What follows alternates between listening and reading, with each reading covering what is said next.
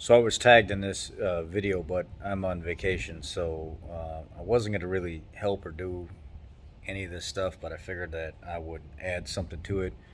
Um, there's a spot in here where I talk about the ways to set up your timing tools, your cam bridge, um, your crank stop through the back of the block, and at the end I tell you, oh, if you had the valve cover off, you can take the cam bridge and put it in the slots, and if it lines up and your bridge between your phasers line up and the stop goes up against the crank through the back of the block, you're good. There's also another way. You don't have to use the cam bridge.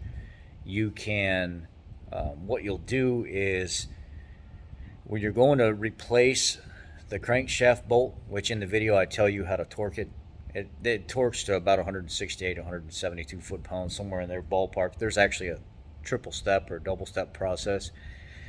Anyway, you'll see in the video. When you go to put the pulley back on there, the dampener back on there, you put the bolt and stuff in, you'll want to go ahead and set your, there's an open hole on the back side of the flange on the crank that a lot of people forget about. And when you set that on there, it'll need to be lined up with that tool that goes in the crankshaft position sensor spot. There's a little open slot. It needs to slide in that little slot, and that's how you know you're timed correctly to that slot. And then you'll have to have your phaser tool on, then you'll have to have your bolt through the back of the block, and you can start your torque procedure at that point. What I would say is sometimes taking the crank pulley off is a little difficult because you'll have a little buildup of some kind of sludge or something around that, or some kind of sealer or something that they may end up using from the factory. If you just take like a heat gun and just heat up around that crank where that pulley goes on, you'll loosen up some of that real light film or whatever that is, and that pulley will just pull right off of there. Or you can get a little torch and just real quick a few times try to get some heat in there, and then just tap tap tap tap tap, pull it right off there. Sometimes it gets stuck. Most of the time it just comes right off. The bolt has to be replaced, and then the little plastic cover on the side of the engine, it's got a series of 8 bolts, and one of them's kind of hidden. You'll have to get that cover and stuff off, pull the motor mount out while supporting it with a jack and a block of wood, and then you'll have to move it up and down to kind of get things out of your way the way you want. You're gonna have to take some bolts out and stuff the main bracket, the big bracket that the plastic cover kind of splits. You'll have to take some bolts out around the alternator. I think you may have to let the alternator, disconnect the battery and let the alternator set forward on this one. I'm not sure. It's been a while since I've done one, but anyway, here's the video to basically show the good components. As for an interval to change it, I've seen some people go 200,000 miles and never change it. What do you have to replace while you're in there? Well, you're going to see when you watch the video, but I would throw the water pump on it. I'd throw a new tensioner on it. I'd throw a new belt on it. And new crank bolt. And that's it. Don't touch that front cover seal or that front crank seal. Don't touch it. If it ain't leaking, leave it alone. Because you'll play hell having to get that seal to sit back in there the right way, because it has to be rolled forward.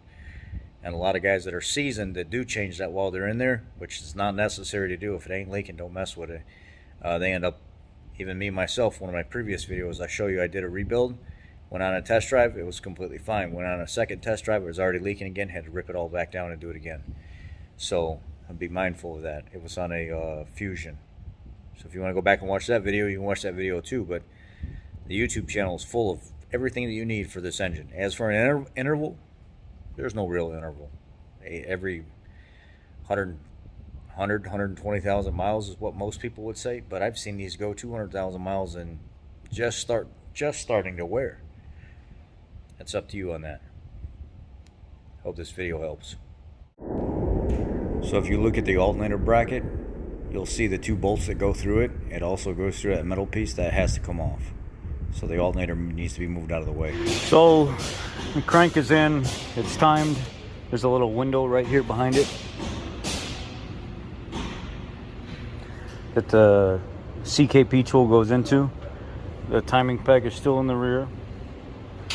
I went ahead and installed a new water pump. I didn't like how there was a little buildup on the other one. The other water pump had buildup and grime right at the seal, like it was the initial phase of leaking. So I just put a new water pump on it while I'm here as well. New gasket, new bolts. Went ahead and torqued the phasers and stuff down. And yeah, that's it. I'm to the point now where I'm ready to spin it over a few times to make sure my timing tool can fit right back in there, and then we're good. So let me go ahead and pull all the timing stuff out right now, and then I'm going to spin it a few times. The crank bolt, you know, it's a little sensitive to put the crank bolt in there if you don't have somebody to help you hold the engine. It'll go to spin over. 74 foot-pounds, then 90, wait 2 seconds, and then 15. You end up coming out to about 170 some foot-pounds of torque for ballpark right there. So pull all the timing tool stuff apart, spin it around 2 full turns back to where it was, and then try to put the timing tools back in. If they go back in smooth, no problems, we're good.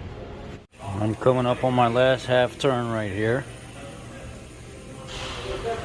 My timing dots should be right about at the top, and they are. And then my tool,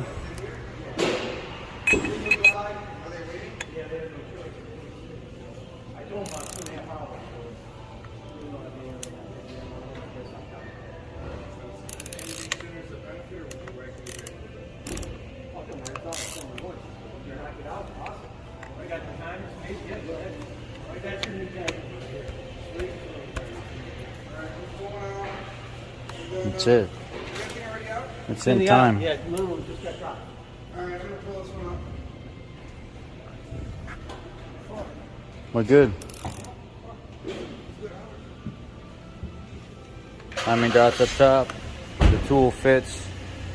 Everything's good in the hood.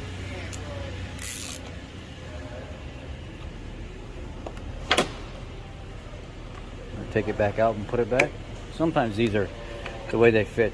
It can be kind of tricky. As long as they come back to this. And then another way you can check too is look at where your hole is.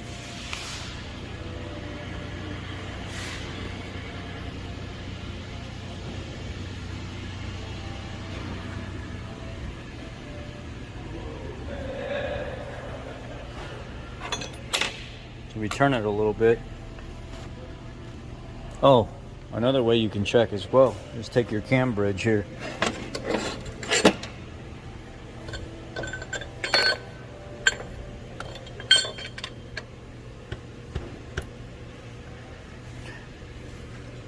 It wants to go in, but it's just a tad bit.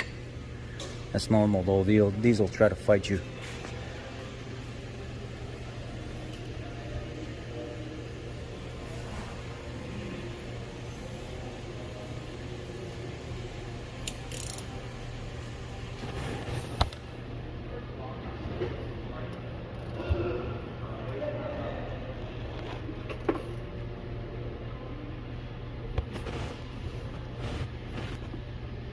So it's in there. It's starting to go in right here. So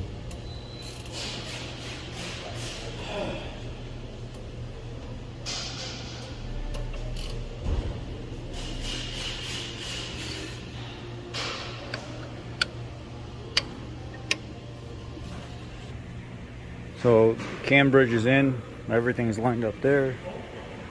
Timing tools here in the front. Both the pegs, both the oil dots here are just on the outside up top. You're timed. That's it. Build your engine.